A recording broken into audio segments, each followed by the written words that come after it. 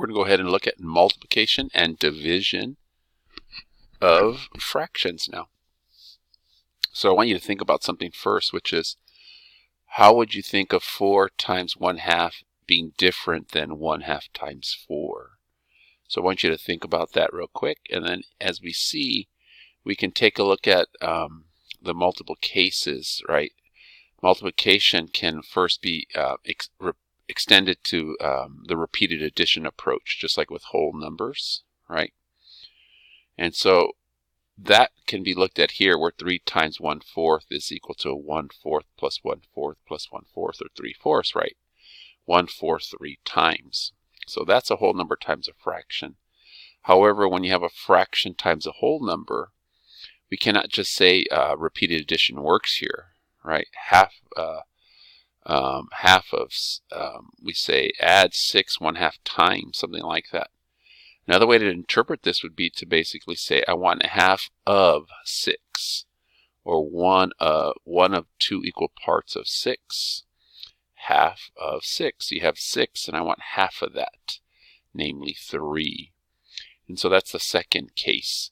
A third case is you have a fraction times a fraction. And in this case, it's impossible to use repeated addition. So we apply the technique of case 2, which is we're going to take 1/3 of 5/7.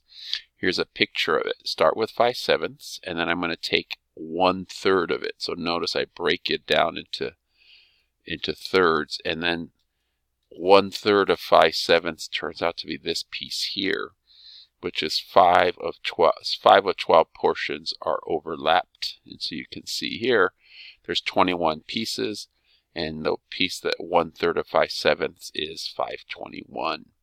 So what we learn how to do is to draw a fraction times a fraction to show you why we end up with the algorithm that we do. 1/2 times 3/5 is just 3/10. Where does that come from? Well, here's my 3/5, and then I'm going to take half of this, and if I take half of that, I end up with this here, these overlapping regions. And you can see highlighted right here is my 3/10. I have 10 little pieces, and that's the piece. Half of this, right, is in this region here, which is 3/10. So that's how we're going to look at a fraction times a fraction. We learned that there's an algorithm for that. Just multiply top times top and bottom times bottom. So that becomes a shortcut way, but we can see that's where that comes from here. So we're going to compute these fractions here. You can see just top times top, bottom times bottom, top times top, bottom times bottom. You can just see that we do that process. Notice here on this mixed numbers, we cannot do what I highlight over here. Children may incorrectly multiply mixed numbers. 2 and 2/3 times 3 1/2, they multiply this way, which is the bad way to do it.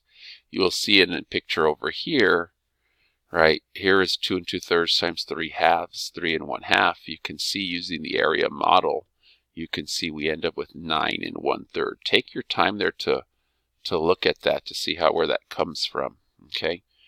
And so as we have that here, you'll see where the answer comes from. And then in order to solve this, what needs to happen is you need to convert these into mixed numbers.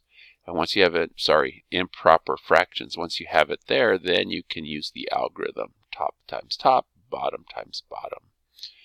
Now looking at this same problem over here on 6.13 is the same as the one we did in B over here. And so a shorter, faster way is to simplify the fractions first before multiplying. And so the 28 over 15 becomes 4 times 7 over 3 times 5.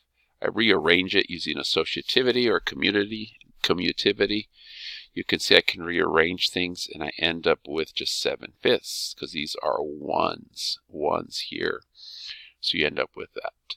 6.14 shows you again more extended process of how you see what some teachers say you're canceling, right? And so you end up with that process there. You can see how we end up with our final result by this canceling, right? But you're really doing is trying to, what you're trying to do is you're really dividing out numerator with denominator because of how you're rearranging the fractions there. And so you want to make sure you keep that keep that in mind, and that comes from here as you end up with trying to write numbers so that you end up with ones. So we have a 1 here and a 1 here, just like we have here. And so that's what allows you to then to say this is equivalent to the big product that we have there. And then you end up with some properties of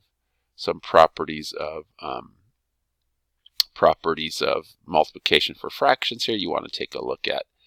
Important is this inverse multiplicative inverse, a over b times b over a equals 1.